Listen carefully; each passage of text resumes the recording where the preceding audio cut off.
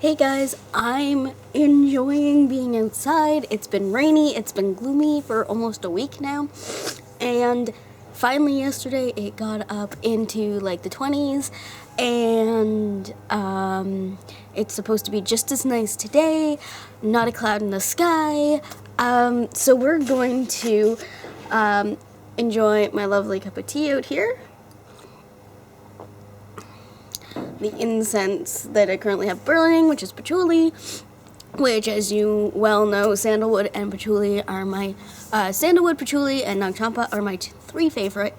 But I do like making my own, so I mean, that one varies from time to time.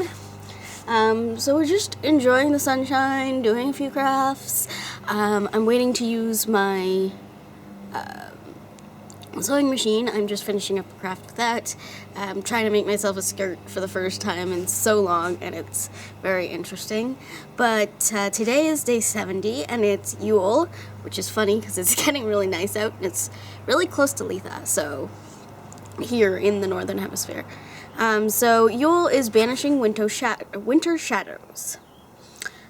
Since the theme of Yule focuses on the return of the sun, light, joy, and life, witches use this tide to engage in practices aimed at dispelling darkness in the form of shadows from their lives.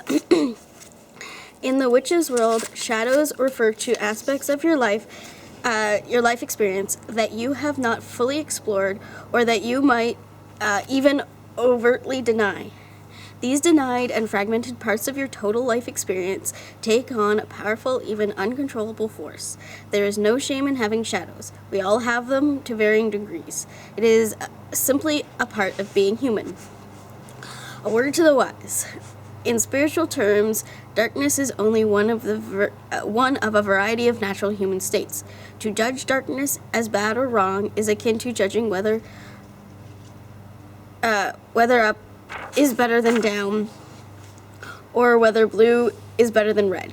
Judgment of your natural emotional states hinders your spiritual process and your psychological health. It incites guilt and does not belong at all in witches' magical practices.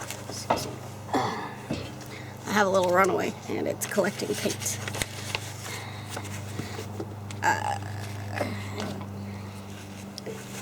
But from where do shadows come?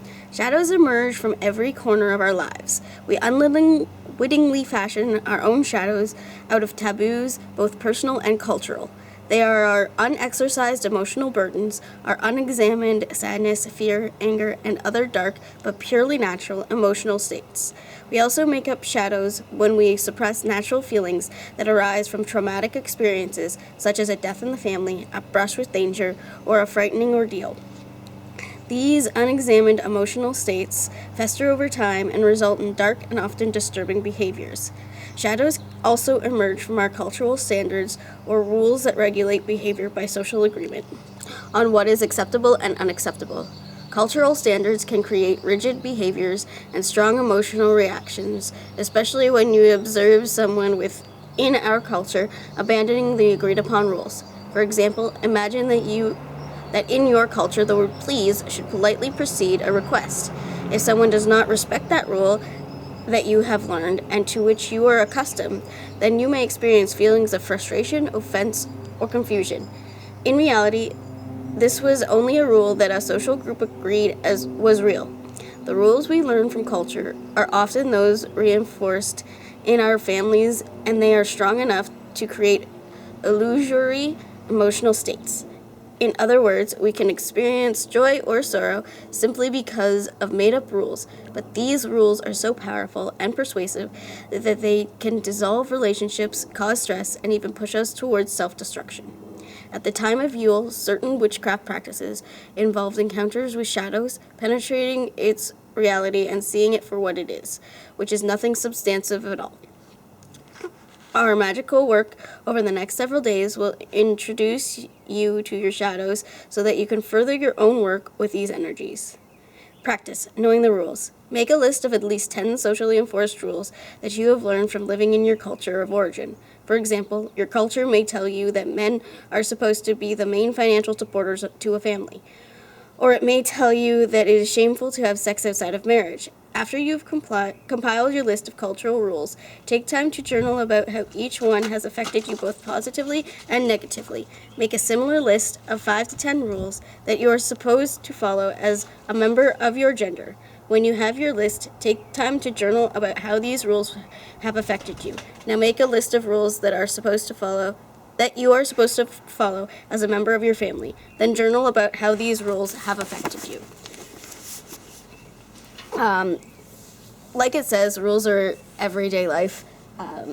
Sorry, I have another runaway. And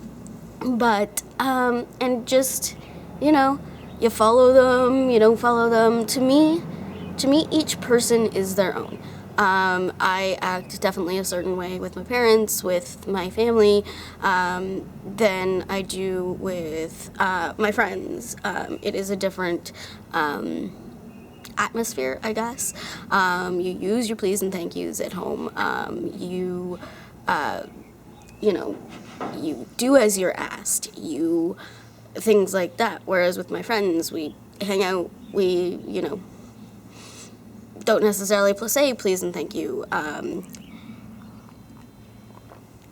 We argue about who does what, things like that. It's just how this day and age goes. I notice working in the service industry as a cook. I work in an open concept kitchen, so I get to deal with the customers too.